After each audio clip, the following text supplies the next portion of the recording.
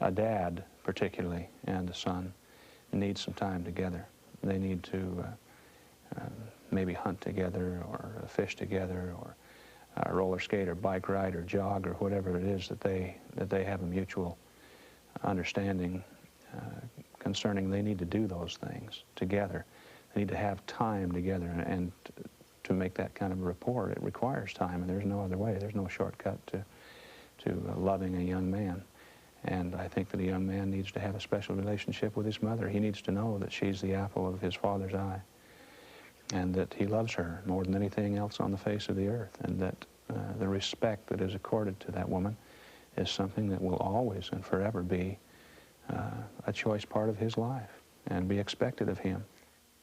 I've had advisors that would come with the book and kind of go through the general manual or the general plan. And I've also seen the difference of the times when we had an advisor who I know had thought specifically about certain ones of us in the quorum, and had either lessons or activities prepared that brought out our interests, or that it was really something that we were concerned with. Well, just mainly the outings and working with them in the President's calling. But they've mainly helped me out a lot. They've given me a lot of, what could you call it, advice, and helped me out with problems and given suggestions.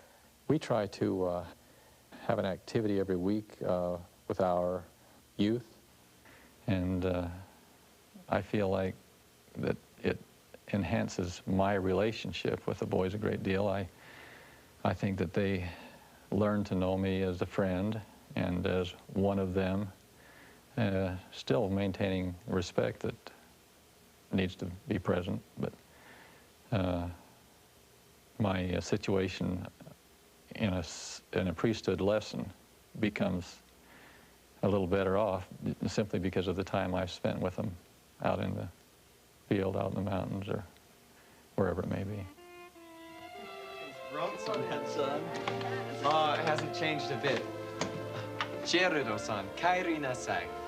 I hope I go to New York on my mission. Who's the artist? Did I get it right? Perfect. Something sure smells good. That's dinner, and it's a surprise, so don't you peek. Well, there's one thing a mission taught me. No one cooks like Mom. Thanks, son. Your room is just the way you left it. Maybe a little cleaner, but pretty close. Come on, kids. Let's give Jared some time to unpack. You can help me fix dinner. Jared, you've made us proud, son. You've served the Lord well. I couldn't have done it without you and Mom. I love you, son. Welcome home. Jared served a very successful mission. His mission president wrote that rarely had a young man committed himself more to the work or been more sensitive to the Spirit. Goodly parents, a happy home, and strong spiritual leaders made him a valiant young man.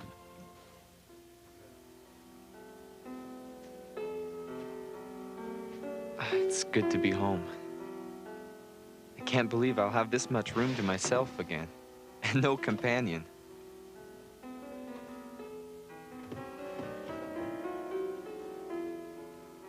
Brother James.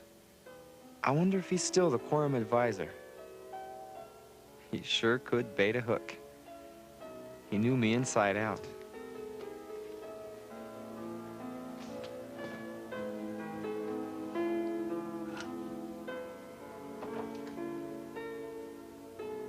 Dad gave me this fishing hat. I'd never been fishing before in my life. I guess he must have cooked up the scheme with Brother James. Even though I wasn't much good at sports, he and Dad got together and figured out something I could be good at. Brother James taught me everything he knew about fishing, and a lot of stuff I would have felt too dumb to ask in front of the other guys.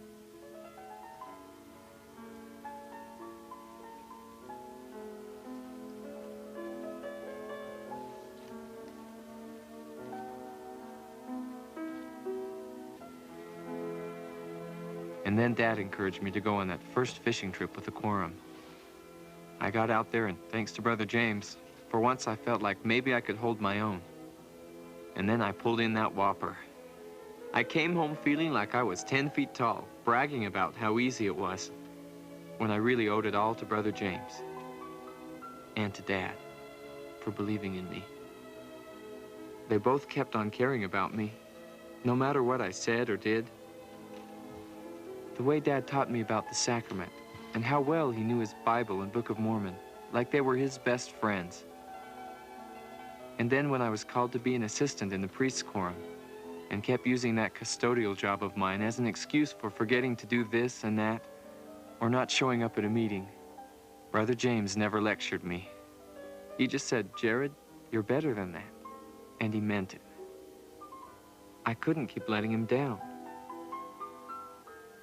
Oh yeah, all those activities and service projects we did together. Our Bishop's Youth Committee meetings were pretty busy planning sessions. I remember Brother Sutherland, our Activities Committee chairman, working with Brother James to get us involved in some really big projects. Like that family of kids who weren't going to have much of a Christmas that year. And we decided to make toys for them. I guess we thought we could do it because we knew Brother James would be right beside us all the way. He was right about it being a big project, but when we got done, we were pretty proud of those toys. We learned some new skills and a new respect for each other. The project made a lot of us guys into better friends, too. We kind of got caught up in the spirit of what we were doing, how the kids would act when we brought the stuff over. First present, sailboat for Sean. Brother James helped us make that one. Ruth, here's a present for you. Hey, here's the biggest one for the littlest person. There you go, Kathy. Joseph, come here. I got a present for you, too. Here's one more for you. Who can measure the impact of an advisor? If he turns a young man's heart more fully to the Lord through meeting the boy at the level of his need, showing unconditional love, building the boy's expectations of himself, and acting as a spiritual role model, the consequence may be a successful missionary, a temple marriage, a righteous father, a strong Melchizedek priesthood holder. Measured in these terms, it is evident that the advisor has a potential influence not only on a young man, but on the church, the world, the kingdom. Jared! Jared, come on, let's eat. Coming. All the one-to-one time Brother James spent with us, me, getting me to the point where I could open up and feel the Spirit. I owe a lot to him. I think the role of an advisor is and the role of third-party influence can hardly be overemphasized. They will come to an advisor or a teacher or a friend in some instances, and hopefully we can roll those all into one person, in the person of an advisor, and tell them things and share with them moments and things that will never be shared with anyone else. And if you're close enough to those young men to give them the confidence they need to be able to come to a friend, that can't possibly be overemphasized. The value of those kinds of things are choice, and the experiences that come with them are also choice. Oh, I think courage is one. They have to be courageous sometimes in some of the things that they have to go through, camps and so on. They have to be kind and loving. Patience is one. Many times young men can try your patience a great deal, but you have to realize where they're coming from, and again, that identity thing that you are identifying with them at their age group. The one thing I wish some advisors would do would come to me as a parent and say, how can I support what you're doing at home? That would be a very meaningful thing, so that there can be some coordination.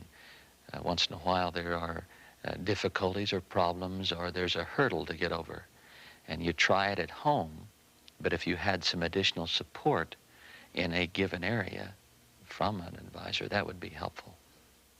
Well, I think the best thing that an advisor can do is have a relationship with them and be close enough to them that the young man feels like if he ever gets into a situation, of compromise or temptation, that he can come to them, to that advisor, and that he can talk to them, and that he could call them at any given time, and that they would be there. And if the young man has that confidence in his advisor and has that belief that he will be there no matter what, I think that would be a great step forward in helping them resist those temptations.